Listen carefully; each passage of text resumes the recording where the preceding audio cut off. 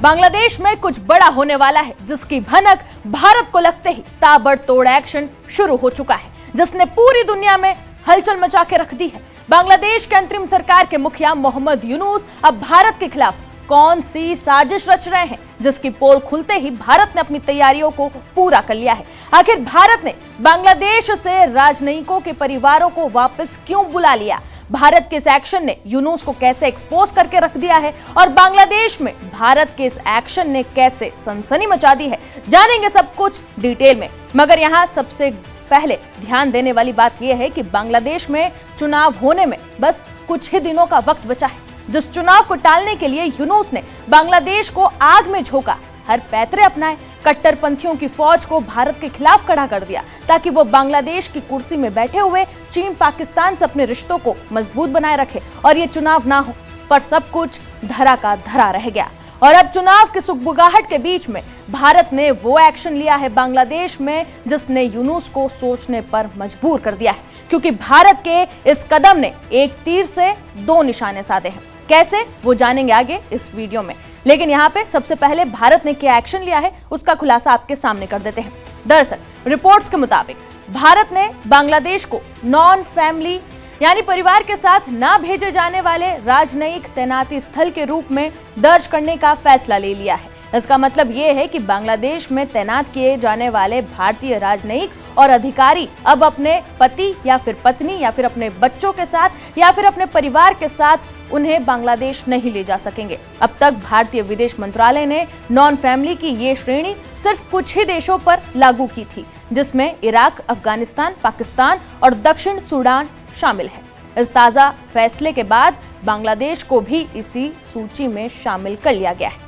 जानकारी के मुताबिक ये फैसला 1 जनवरी से लागू हो गया है। बांग्लादेश में तैनात भारतीय अधिकारियों को सूचित किया गया कि उनके पति या फिर पत्नी और बच्चों को 8 जनवरी तक भारत लौटना होगा। जिन अधिकारियों के बच्चे स्कूल में पढ़ते हैं उन्हें इसके लिए अतिरिक्त 7 दिन का समय भी दिया गया था, जिसके परिणाम स्वरूप पिछले गुरुवार यानी कि 15 जनवरी तक ढाका, चटगांव, खुलना, सिलहट और राजशाही में स्थित भारतीय मिशनों में तैनात अधिकारियों के परिवारों को बेहद कम समय के नोटिस पर भारत लौटना पड़ा है।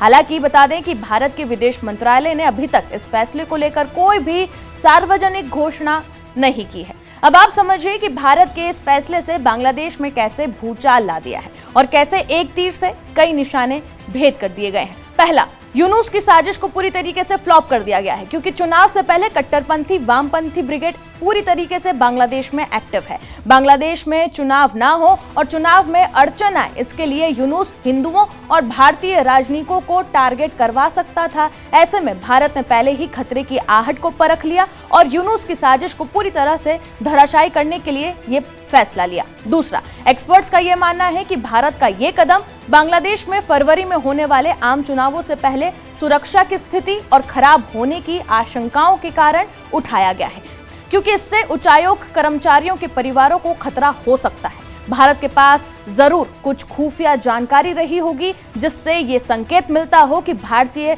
नागरिकों को या फिर राजनयिक कर्मचारियों के परिवारों को निशाना बनाकर हिंसा की जा सकती है और इसी वजह से बांग्लादेश को नॉन फैमिली तैनाती स्थल घोषित किया गया भारत की तरफ से।